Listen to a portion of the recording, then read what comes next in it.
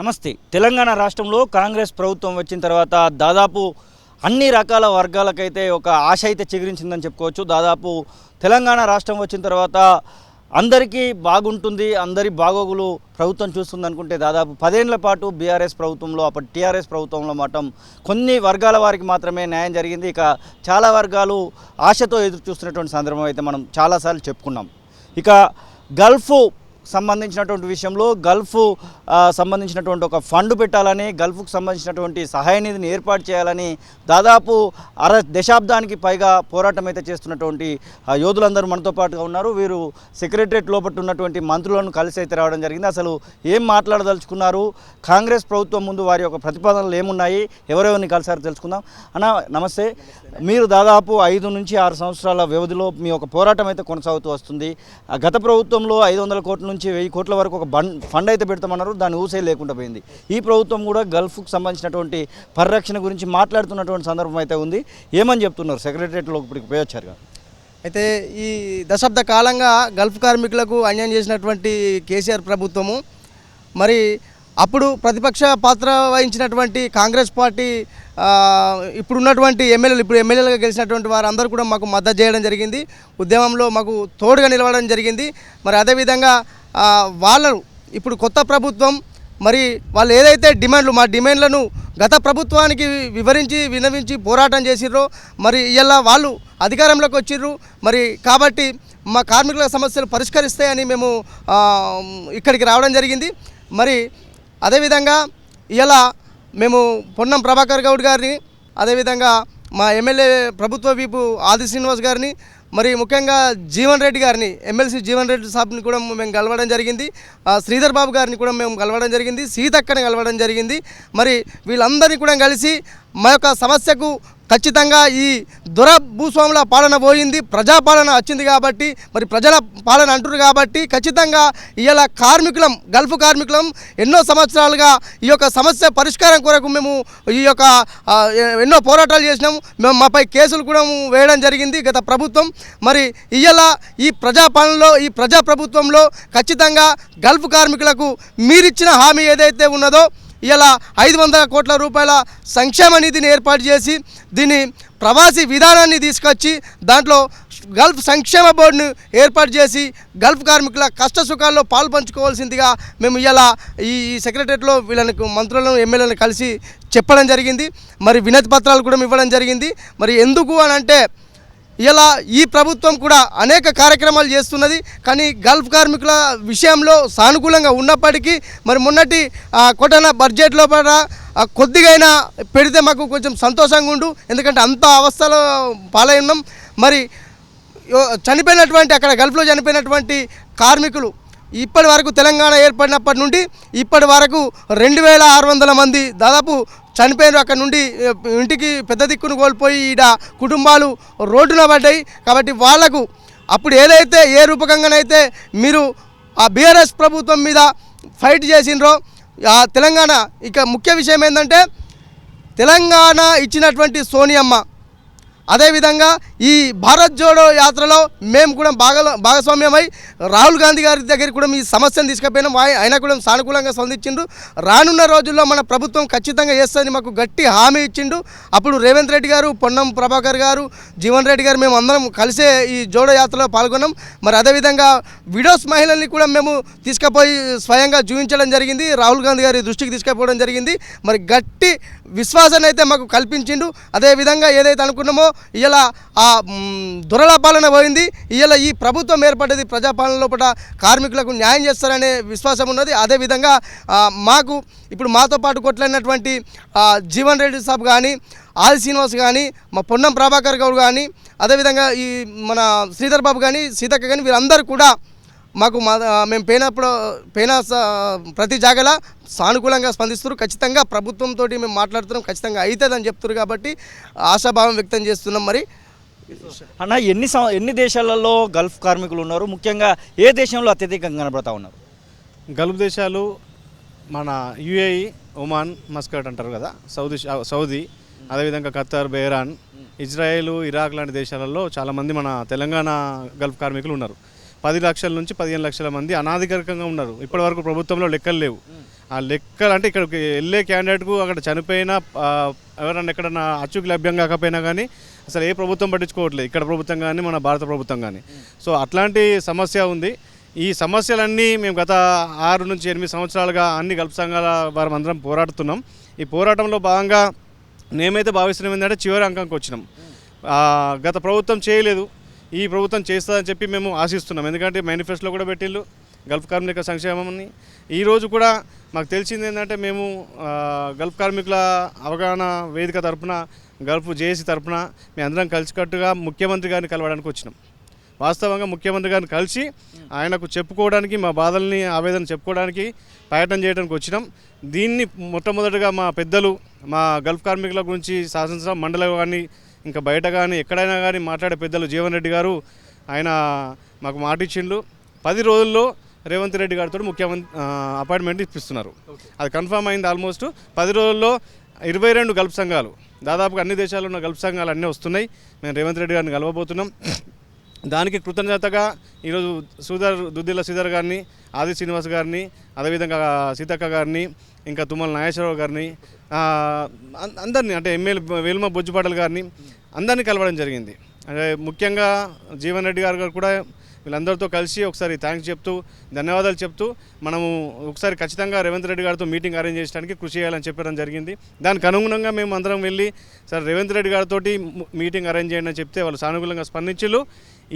ఈ సమావేశంలో, రేవంత్ రెడ్డి గారి సమావేశంలో అన్ని గల్ఫ్ దేశాల నుంచి, దుబాయే కాకుండా సౌదీ నుంచి, బెహ్రాన్, ఖత్తర్, యుఏఈ, ఇజ్రాయిల్ లాంటి దేశాల నుంచి కూడా వస్తున్నారు. వాళ్ళందరితో రేవంత్ రెడ్డి గారు దాదాపుగా గంట పాటు సమావేశం కాబోతున్నారు. దాని ముఖ్యాంశాల నుంచి మా ఆలోచనలను మంచిని తీసుకొని వాళ్ళు ఖచ్చితంగా ఈసారి గల్ఫ్ సంక్షేమం కోసం కృషి చేయబోతున్నట్టు తెలిసింది. దాని గురించి మేము ముందుకెళ్తున్నాం. గల్ఫ్ సంక్షేమం అంటే ప్రధానంగా ఏమేమి డిమాండ్లు కనబడతా ఉన్నాయి, ఏమేమి మీరు ప్రతిపాదనలు చేపట్టారు, పట్టుకున్నారు కదా రిప్రజెంటేషన్స్? అయితే నమస్తే తొలి వెలుగు, నా పేరు స్వదేశ్ పరికిపన్ల. నేను జనరల్ సెక్రటరీ మన గల్ఫ్ జేఏసీకి నాయకత్వం వహిస్తున్నా. ఈరోజు మేము 10 ఏళ్ల నుంచి నిరీక్షించినాం తెలంగాణ గవర్నమెంట్. ఎందుకంటే బొంబాయి, బొగ్గుబాయి, దుబాయ్, నీళ్లు నిధులు నియామకాలు, ఈ 2 ప్రధాన అజెండాగా మనకు తెలంగాణ ఫార్మేషన్ అయింది. ఆశాభావంతో నుండి గల్ఫ్ కార్మికులు కూడా ఆశించిండ్రు, అది నెరవేరలేదు. మరి గల్ఫ్ కార్మికులు ప్రధాన డిమాండ్లు ఏమున్నాయి? పోయి వచ్చేటోళ్ళకు మంచి చెడు చెప్పడం ఒకటి ఉన్నది. వాళ్ళకు సమగ్ర ప్రవాసీ విధానం అనేది ఒకటి ప్రణాళిక తీసుకురావాలా. సెపరేట్ గల్ఫ్ వర్కర్స్ని సెపరేట్ ఎన్ఆర్ఐస్గా చూడాలా. వాళ్ళకు సమ్ బడ్జెట్ పెట్టి ఒక టోల్ ఫ్రీ నంబర్ని కేటాయించాలా. 500 కోట్లు అని అడుగుతున్నాం మేము. దానితోని అనేక సంక్షేమ కార్యక్రమాలు నిర్వహించవచ్చు. ఒకటి మేజర్గా 5 lakhs ఎక్స్గ్రేషియా అనేది ప్రకటించడము, మృతుల కుటుంబాలకు ఒక ఉపశమనం, అంతే అది. ఇంకా అక్కడే ఉండి తిరిగి వచ్చిన వాళ్ళు చాలా నైపుణ్యాలతో తిరిగి వస్తున్న మన తెలంగాణ వలస కార్మికుల్ని మళ్ళీ రీహాబిలిటేషన్, రీఇంటిగ్రేట్ చేయాలి. పునరావాస పునరేకీకరణ ప్రాజెక్టు లాగా చేపట్టి వాళ్ళు ఏ నైపుణ్యాలతో తిరిగి వస్తున్నారో వాళ్ళకి ఆ రంగంలో ఉపాధి కల్పించి ఇక్కడే భార్య పిల్లలతోని కలిసి జీవించేటువంటి ఒక మంచి సంక్షేమ విధానం దేవాలనేది ప్రధాన డిమాండు. 500 కోట్ల బడ్జెట్, అందులో 5 lakhs ఇస్తారా అనేది ప్రధాన డిమాండ్గా ఉంది. మరి ఆ దేశాలలో వీసా మోసాలు, ఏజెంట్ చీటింగ్స్ జరుగుతున్నాయి. దాన్ని గవర్నమెంటే టేకప్ చేయాలా, గవర్నమెంటే పంపేటువంటి ఒక ప్రణాళికని రూపొందించాలా. ఎవరు చీటింగ్ చేస్తున్న దాని మీద ఎన్ని కేసులు పెట్టుకున్నా తానాలల్లా పోలీసులు కూడా పట్టించుకునేటువంటి పరిస్థితులు, ఎంతో ఫ్రాడింగ్ జరుగుతున్నది. మరి దాన్ని సబ్ ఏజెంట్ సిస్టమ్ అనేది డెమాలిష్ చేస్తారా, లేకుంటే వాళ్ళకి గుర్తింపిస్తారా, అది చెయ్యాలా. ఇంకా చాలా రకాలు, ఇప్పుడు అంబులెన్స్ అనేది ఒకటి ఉచితంగా ఉంది మనకు, అది మంచి ఫెసిలిటీ మనకు ఎయిర్పోర్ట్లలో. ఇంకా వెళ్ళే వాళ్లకు ఒక రోజు శిక్షణ, ముందస్తు ప్రయాణ శిక్షణ ఇప్పించి ఆ దేశాల్లో ఎట్లా మసులుకోవాలా, అక్కడ ఏమున్నాయి, చట్టాలు ఏమున్నాయి, వీటికి మీద విస్తృతమైన అవగాహన కలిగించాలా. మన వాళ్ళు విజిట్ వీసాల మీద పోతున్నారు, పోయిన తర్వాత 3 నెలలు 6 నెలలు వట్టిన రూములలో ఉంటున్నారు. విజిట్ వీసాల మీద అక్కడ పని కల్పించడం ఉండదు, చట్ట వ్యతిరేకంగా ఇదవుతారు. కాబట్టి వాళ్ళ పంపకుండా మనం ఇక్కడనే రెస్ట్రిక్ట్ చేయాలా. ఇప్పటి వరకు జైళ్ళల్లో దాదాపు 5,000 మంది ఒక సంఖ్య ఉంది. వాళ్ళు వివిధ చిన్న చిన్న కేసుల ద్వారా వాళ్ళు జైలు జీవితం అనుభవిస్తున్నారు. ఫ్యామిలీకి, దేశానికి దూరం ఉన్నారు. వాళ్ళకు న్యాయ సహాయం, ఫ్రీ లీగల్ ఎయిడ్ అనేది అందించాలా. అంతేకాకుండా కొందరు మిస్ అయిపోయినారు, ఇప్పటికీ డిస్కనెక్ట్ అయిపోయినారు, వాళ్ళు ఏడున్నారో తెలియదు, పత్తా తెలియదు. మిస్సింగ్ మైగ్రెంట్స్ని మనం ట్రేస్ అవుట్ చేయి మనం ఇండియాకి తీసుకురావాలా. ఇట్లా చాలా ఇష్యూస్ వీళ్ళ ఉన్నాయి. వీటి కొరకే మేము ప్రవాసీ సంక్షేమ విధానం గల్ఫ్ కార్మికులకు తెమ్మంటున్నాం. అట్లా తీసుకొచ్చి మన వాళ్ళని రక్షించుకోవాల్సిన అవసరం మన ప్రభుత్వాల మీద ఉంది అని చెప్పి మా గల్ఫ్ జేఏసీ డిమాండ్ చేస్తూ ఉంది. మీరు అన్న ఎన్ని సంవత్సరాలుగా మీరు గల్ఫ్లో ఉన్నారు? ఇప్పుడు ఏం కోరుకుంటున్నారు ప్రధానంగా? నేను 12 సంవత్సరాలు గల్ఫ్లో ఉండి వచ్చిన. ఒమాన్లో 2 సంవత్సరాలు, ఖతార్లో 10 సంవత్సరాలు ఉన్నా. నేను గల్ఫ్లో చాలామంది ఇబ్బంది పడుతున్న క్రమంలో మేమందరం కలిసి జేఏసీగా ఏర్పాటు చేసి గత ప్రభుత్వం మీద చాలా పెద్ద ఎత్తున ఉద్యమాలు చేసినాం. బొగ్గుబాయి బొంబాయి దుబాయ్ అనే నినాదంతో తెలంగాణ ఉద్యమంలో భాగంగా ఆ రోజు కేసీఆర్ గారు మన గల్ఫ్ కార్మికులకు హామీ ఇవ్వడం జరిగింది. 500 కోట్లతోని గల్ఫ్ సంక్షేమ నిధి ఏర్పాటు చేస్తా అని చెప్పి ఆ రోజు ప్రభుత్వం మోసం చేయడం వల్ల మా గల్ఫ్ కార్మికులు బుద్ధి చెప్పి వాళ్ళని ఇంటికి పంపించారు. ఈరోజు కాంగ్రెస్ ప్రభుత్వం వచ్చింది. కాంగ్రెస్ ప్రభుత్వం గతంలో కాంగ్రెస్ ప్రభుత్వం వైఎస్ గారు ఉన్నప్పుడు ఎవరైనా గల్ఫ్లో చనిపోతే ₹1,00,000 మృతధన సహాయం చేస్తుండే. ఇప్పుడు కూడా నిన్న పొన్నం ప్రభాకర్ గారిని, కేకే మహేందర్ రెడ్డి గారిని మరియు శ్రీధర్ బాబు గారిని, జీవన్ రెడ్డి గారిని కలిసినాం. వాళ్ళంతా కూడా సానుకూలంగా ఉన్నారు. ఇదంతా మా దృష్టిలో ఉన్నది. మేము దీని మీద మన ముఖ్యమంత్రి గారికి వివరించినాం అని చెప్పి మన పొన్నం ప్రభాకర్ గారు మేము ఇచ్చిన రిప్రజెంటేషన్ స్వయంగా మా ముందే ముఖ్యమంత్రి గారికి పంపించడం జరిగింది. నిన్న ఏదైతే మన క్యాబినెట్ మీటింగ్ అయిందో ఆ మీటింగ్లో కూడా చర్చ జరిగిందని చెప్పి మాకు సమాచారం ఉంది. ఈ ఎంపీ ఎలక్షన్ల ముందే ఈ మన ప్రవాసీ విధానాన్ని అమలు చేస్తారని చెప్పి మేము ఆశిస్తూ ఉన్నాం. కాంగ్రెస్ ప్రభుత్వం పేద ప్రజల పక్షాన ఉంటుంది. ఫస్ట్ నుంచి కూడా ఇంద్రమ్మ ఆలోచనతోని, వైఎస్ రాజశేఖర రెడ్డి గారి ఆలోచనతోని రేవంత్ రెడ్డి గారు ముందుకు వెళ్తున్నారు. మా ప్రవాసీ విధానాన్ని కూడా అమలు చేస్తారని చెప్పి మేము ఆశిస్తూ ఉన్నాం. అదేవిధంగా నిన్న ఏదైతే కార్పొరేషన్లు ఏర్పాటు చేసిరో దాని తరపున మా గల్ఫ్ కార్మికులకు కూడా ఏర్పాటు చేసినందుకు చేయాలని చెప్పి మేము ప్రత్యేకంగా విన్నవించుకుంటా ఉన్నాం. ఇది పరిస్థితి. దాదాపుగా 10 నుంచి 15 లక్షల మంది ఉన్నటువంటి గల్ఫ్ కార్మికుల కుటుంబాలను ఆదుకోతే ఉందని, అక్కడ మృతి చెంది ఇక్కడికి వచ్చినటువంటి వాళ్ళకి కనీసం ₹5 లక్షల ఎక్స్గ్రేషియా ప్రకటించాలని, ఇక విజిట్ వీసాలకు సంబంధించినటువంటి విషయంలో జరుగుతున్నటువంటి మోసాల విషయంలో కానివ్వండి, మొత్తానికి గల్ఫ్ కార్మికులను ఇక్కడి పౌరుల్లాగా గమనించి ఇక్కడ ఉన్నటువంటి ప్రభుత్వం అయితే కనీసం ₹500 కోట్ల ఒక బడ్జెట్ని ఏర్పాటు చేయాల్సినటువంటి సహాయ నిధిని ఏర్పాటు చేయాల్సినటువంటి అవసరం ఉందనేటువంటి విషయాన్ని అయితే వీరైతే చెప్తున్నటువంటి పరిస్థితి. దాదాపు 6-7 ఏళ్లుగా వీరైతే పోరాటం చేస్తూనే ఉన్నారు. దానికి సంబంధించినటువంటి దాఖలాలు తొలి వెలుగులో కూడా మేము ప్రతిసారి ప్రచురించినటువంటి సందర్భాలు కూడా ఉన్నాయి. చాలా వరకు గల్ఫ్ కార్మికులు చెప్పండి. ఈరోజు మాకు కాంగ్రెస్ పార్టీ అని కాదు, టీఆర్ఎస్ పార్టీ అని కాదు, వ్యక్తిగా అంటే మేము ఒక పార్టీకి వ్యతిరేకం కాదు, అన్ని పార్టీలు మాకు సమానమే. మేము గల్ఫ్ కార్మికులం.